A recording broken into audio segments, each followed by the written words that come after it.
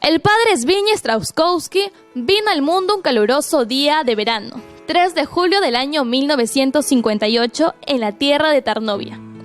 La casa paterna fue para él cuna de valores cristianos, con los que creció y se educó.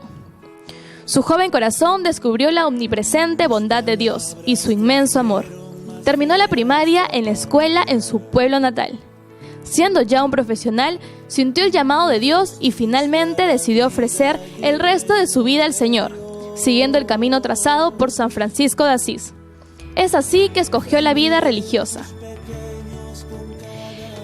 El día 28 de noviembre de 1988, luego de una corta preparación, dejó el suelo que lo vio nacer para venir al Perú. Su primera experiencia de trabajo pastoral la tuvo en Moro, un pueblo cerca de Chimbote en la Sierra de Ancash, en donde también aprendió el idioma. Y luego, junto al padre Jaroslav, el día 30 de agosto de 1989, llegó al pueblo de Pariacoto, donde la provincia de San Antonio de Padua de Polonia decidió abrir una nueva misión. Con mucha alegría y entusiasmo se pusieron a planificar el trabajo esperando la llegada del padre Miguel. Michael Tomasek, nacido un 23 de septiembre de 1960, monaguillo desde sus primeros años de edad y parte del seminario menor de los franciscanos conventuales en Legnica, a la corta edad de 15 años y que desde ese entonces sabía en lo que se convertiría más adelante.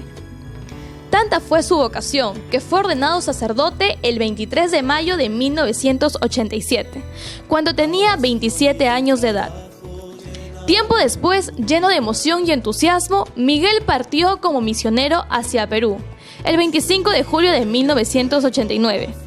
Tras completar sus estudios teológicos en el Seminario Mayor de Cracovia y mostrando un óptimo dominio del español, los padres franciscanos polacos Michael Tomasek y Zbigniew partieron en misión hacia los Andes peruanos, junto al padre Jaroslav, dedicándose a la difícil tarea de la atención de la pobre parroquia de Pariacoto y de otros pueblos de la zona. Michael y Zbigniew llegaron a Pariacoto el 30 de agosto del mismo año. En ese entonces, tenían las carencias propias de los pueblos andinos. Sin carretera, sin agua, sin desagüe, sin luz eléctrica. La agricultura era una actividad apenas para sobrevivir. Algunos recuerdan que el fatídico día en que llegó el mal del cólera, en el pueblo no había un médico. Sucedió lo mismo cuando se asentó el terrorismo. No había un policía. Alessandro Dordi, un hombre bueno, austero y sencillo, hombre de oración, sacerdote infatigable, valiente, caminante y misionero. Su carisma por el anuncio del Evangelio se evidenció desde siempre, al ordenarse sacerdote cuando tenía 23 años de edad. Fue a trabajar a una diócesis entre los campesinos y los que sufrieron de inundaciones en los años 50. Quería ir a África, a Burundi, como misionero, pero luego de visitar algunos países de América Latina, eligió el Perú y llegó a Santa en 1980. Intentó sentirse uno más entre los santeños, compartía sus costumbres, fiestas y la tensión de vivir en un país golpeado por la violencia política, atentados terroristas, secuestros y protestas. Esta es una tarde muy especial. El día de hoy vamos a hablar sobre estos 3 mártires que van a ser beatificados el próximo 5 de diciembre y me encuentro con el padre Juan Roy. Estamos entusiasmados todos los chimbotanos, la ciudad será sede de esta beatificación.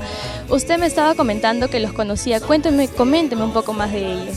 Bueno, yo conocí a estos padres Miguel y Zbigniew, sacerdotes jóvenes que llegaron de Polonia para refundar la orden en América Latina y concretamente estuvieron en Pariacoto, en la diócesis. Sacerdotes muy dinámicos, humildes, sencillos, con un sentido de fidelidad y de amor a la iglesia. Y precisamente esta actitud ha llevado que Dios les concede el don del martirio. Ellos testificaron con su vida, derramando su sangre incluso, el amor a Dios y al Evangelio. Son testigos de la verdad, testigos de la justicia y, como dice el lema de la beatificación, mártires de la fe y la caridad y testigos de la esperanza. ¿Usted llegó a conversar un poco con ellos? Principalmente con el padre Sandro. Al padre Miguel y Zbigniew los he visto y estaban casi delante de mí y los vi a ambos conversando sobre Madre Teresa de Calcuta. Imagínate esas cosas que suceden. mientras que al padre Sandro lo he visto siempre trabajando, muy sencillo, muy austero, muy parco, pero de un temple fuerte. Realmente son referentes para nosotros porque son testigos de la fidelidad, del amor a Dios, al sacerdocio. Ellos no buscaban otro interés más que el de Dios, que es que todos seamos felices. Padre, una pregunta que todos los chimbotanos y en realidad a nivel nacional se hacen porque es la primera vez que se va a hacer en Perú, vamos a recalcarlo, es ¿cómo llegaron estos mártires a Perú? ¿Por qué? ¿Cuál fue el motivo principal? El motivo principal fue que los franciscanos, como dije ya, querían refundar la orden aquí en América Latina. Y Monseñor Bambarén, el obispo de aquel entonces, pidió a los franciscanos que viniesen aquí a Chimbote. Ellos, al parecer, personal, enviaron inicialmente a 2 personas de Estados Unidos que por diversas razones no se llegó a concretizar, y llegaron Migueles Viña y Sandro. Llegaron a Perú, a Chimbote, estuvieron un tiempito en Moro y luego ya en Pariacoto, ¿no? En Pariacoto estuvieron en realidad poco tiempo. Y yo creo que es un signo inequívoco de la presencia de Dios. Dios ha querido que en esas tierras se iniciara una nueva misión y con el martirio. Los curas arribaron de Polonia con una intención clara: hacer de Pariacoto un pueblo autosuficiente. Esviñe enseñó a los pobladores técnicas de regadío y de crianza de cuyes. Organizó y ejecutó la construcción de carreteras, de canales de agua para las chacras. Curaba a los enfermos del cólera, de las heridas habituales que generaba el trabajo en el campo. Muchos lo recuerdan caminando por las calles con un pequeño manetí. Michael, en cambio, tuvo un legado más espiritual. Logró mayor participación de la población en la iglesia. A inicios de 1991, los pobladores y caseríos de la costa y Sierra de Ancash, al igual que muchas otras regiones, eran golpeados por la violencia de Sendero Luminoso. La agrupación terrorista estaba dispuesta a desaparecer a quienes representaban el Estado. Autoridades locales fueron obligadas a dejar sus funciones o asesinadas en las calles. Los representantes de la iglesia no eran la excepción. Por desgracia, no era un buen momento para el Perú. En esos días, el obispo de Chimbote, Luis Bambarén, estaba amenazado por los terroristas comunistas. Sabía del inminente riesgo para él y los sacerdotes que predicaban su fe en diferentes puntos de la región. Hasta que una amenaza más llegó, pero esta vez mucho más específica. Si no renuncia, mataremos 2 sacerdotes por semana. Decía un mensaje escrito que incluía otras frases de odio que caracterizaba a Sendero Luminoso. Padre Sandro, queremos seguir tus pisadas, caminar con tus hijos que esperan vivir. La verdad se abre paso entre los... ¿Usted tiene conocimiento alguno sobre los días que vivieron estos mártires, estos religiosos, en la época de Sendero Luminoso, padre? Sí, efectivamente, les quiero contar algo muy personal. El día 10, ellos fueron asesinados el 9. El 10 de agosto, Monseñor Bambarén llama por teléfono a la parroquia Sagrada Familia, donde yo vivía. Yo era diácono y llevaba apenas 5 días de ordenado diácono. Entonces nos comunica esa triste noticia, que habían asesinado a los padres Miguel y Esviñe. Yo fui a clases, al pedagógico, y ese día tocaba la exposición de los grupos políticos en el Perú. Y los jóvenes salían a exponer los grupos políticos, y cuando todos se expusieron, uno detrás se levantó y dijo: un momento, falta un grupo. Está clandestinamente, pero está presente. Me refiero a Sendero Luminoso. O sea, un alumno mío era de Sendero y estaba ahí. Y empezó con su discurso subversivo. Yo, para apaciguar las cosas, le dije: mira, ve, en ese sentido la iglesia y ustedes buscamos lo mismo, la paz y la justicia. La diferencia está en los medios. Ustedes buscan la violencia y nosotros la paz y el evangelio.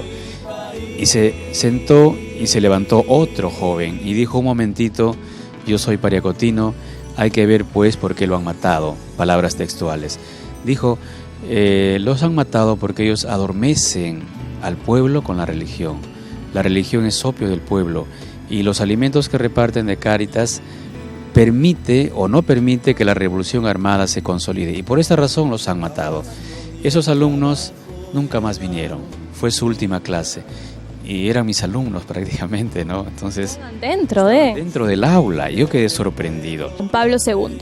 Todos juntos un 13 de agosto de 1991. Pero fueron asesinados un 9 del mismo mes por el grupo de terroristas de ideología marxista y comunista Sendero Luminoso. Vivían amenazados todo el tiempo, pero la ayuda a los más pobres era lo principal para estos dos mártires. Incluso, cuando el día de la masacre llegó y el pueblo empezó a llenarse de Sendero Luminoso, los frailes franciscanos continuaron con su trabajo, el coro, el catecismo y la visita a un niño enfermo, sin dejar atrás la vocación que el padre Alessandro Dordi, o padre Sandro Dordi, como comúnmente se lo conoció, siendo misionero hasta el final de sus días, pues siempre supo que después del atentado contra los padres franciscanos en Pariacoto, él era el siguiente. Hombres buenos, sencillos, valientes, que proclamaban la paz evangélica todo el tiempo, sirviendo de disuasor a que los jóvenes en aquel entonces se unieran al grupo terrorista. Cuando les preguntaban si vivían amenazados, sonreían y decían: no se sabe, pero si nos matan, que nos entierren aquí. Los franciscanos, que llevaron años la solidaridad fraterna a cada uno de los habitantes en sus vidas diarias, fallecieron un fatídico 13 de agosto de 1991. Los sacerdotes, junto con el alcalde, fueron conducidos hasta Pueblo Viejo, a 1 kilómetro de Pariacoto. De la misma manera, el padre Sandro Dordi falleció un 25 del mismo mes. Entonces, yo he conocido a los padres, estuve cuando fue la misa, luego estuve en el sepelio, y recuerdo que cuando introdujeron los ataúdes diríamos en el nicho, pusieron en cada uno de ellos una corona, y después de 24 años he retornado para la exhumación y vi esa misma corona que salía, obviamente ya marchita, pero los cuerpos de los padres casi incorruptos, casi momificados. Un milagro también podemos decir. La labor evangelizadora de los curas fue reconocida por la máxima autoridad de la Iglesia Católica. Por eso, el 3 de febrero de este año, Michael Svigne y el sacerdote italiano Alessandro Dordi, quien por esos días profesaban en la región del Santa, en la costa de Ancash, fueron declarados mártires por el Papa Francisco. De modo que el pueblo chimbotano está contento, la iglesia en el Perú también. Cuando recibió la noticia el 3 de febrero nos sentimos contentos y venimos trabajando. Me honro en presidir esta ceremonia, creo que es una bendición de Dios para mí, me ha concedido esta gracia y estamos trabajando a full. Hay 10 comisiones y detrás de cada comisión muchísima gente trabajando. Y ya estamos ultimando detalles, afinando algunas cosas y esperando el gran momento.